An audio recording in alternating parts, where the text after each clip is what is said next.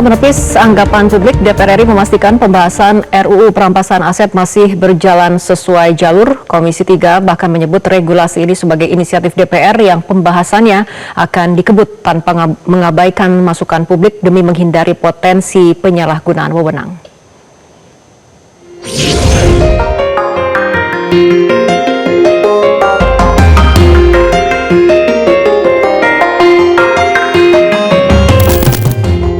Komisi 3 DPR RI menegaskan pembahasan rancangan undang-undang atau RUU tentang perampasan aset menjadi prioritas melalui rangkaian rapat dengar pendapat umum atau RDPU untuk menyerap aspirasi publik. DPR membantah terkait anggapan menolak pembahasan rancangan undang-undang perampasan aset. Legislator DPR menegaskan telah memulai pembahasan dan penyerapan aspirasi publik sejak September 2025.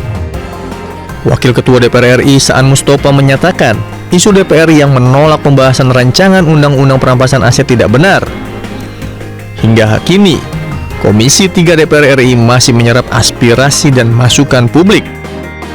Rancangan undang-undang perampasan aset ini juga masih on the track sesuai program legislasi prioritas 2026.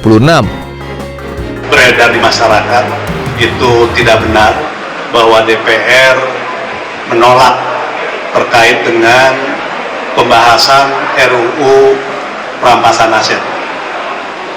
Sampai hari ini DPR terus melakukan pembahasan terkait dengan RUU perampasan aset, khususnya di Komisi 3, dengan melakukan berbagai RDPU maupun public hearing yang dilakukan oleh Komisi 3 DPR RI terkait dengan masukan-masukan dari berbagai pihak.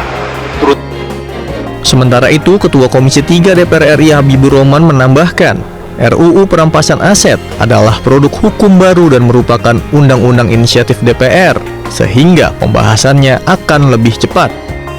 Ia juga mengatakan berbagai substansi telah diterima oleh Komisi 3, seperti dari Persatuan Advokat Indonesia yang menyatakan tidak boleh ada abuse of power oleh aparat penegak hukum dan pengelolaan aset sitaan harus dilakukan oleh lembaga independen untuk menjaga objektivitas. Semua undang-undang yang dibahas termasuk dan terutama undang-undang perampasan aset ini cepat adalah bagian dari strategi kami adalah dengan menyeret ini sebagai usulan DPR, ya. Kalau DPR kan begitu kita disusun dimulai dari pemerintah, maka prosesnya akan lebih cepat. Itu pengalaman kami di DPR selama ini begitu. Kalau dimnya dari DPR pasti pembahasannya kalau usulan dari DPR pasti pembahasannya lebih cepat. Itu bagian dari strategi. Sementara itu, Wakil Ketua Umum DPN Pradi, Sutrisno menyatakan, DPN Pradi memberikan masukan bahwa perlindungan hak asasi dan penyitaan aset harus sesuai konstitusi.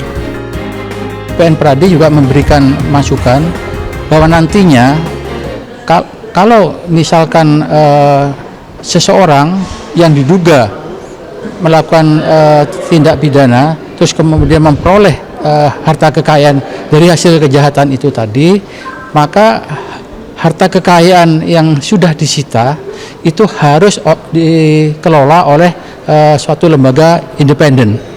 Jadi tidak dikelola oleh aparat penegak hukum, apakah itu kejaksaan maupun di kepolisian.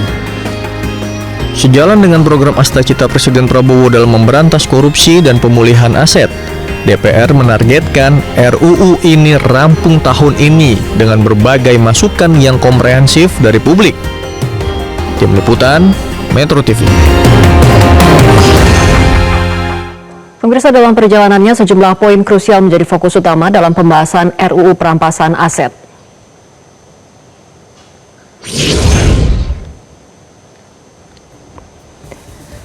Badan khusus ini nantinya diharapkan bersifat independen agar aset-aset dapat dikelola secara profesional, transparan, dan bebas dari intervensi.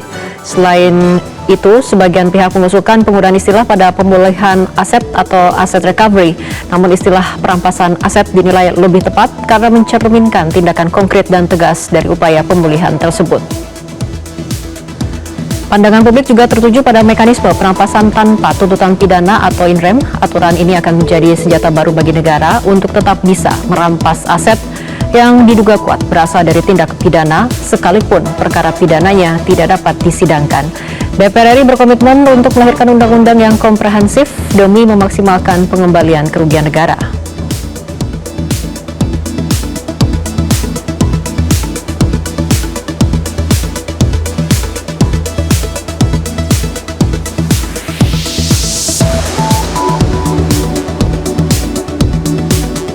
Jelajahi cara baru mendapatkan informasi. Download Metro TV Extend sekarang.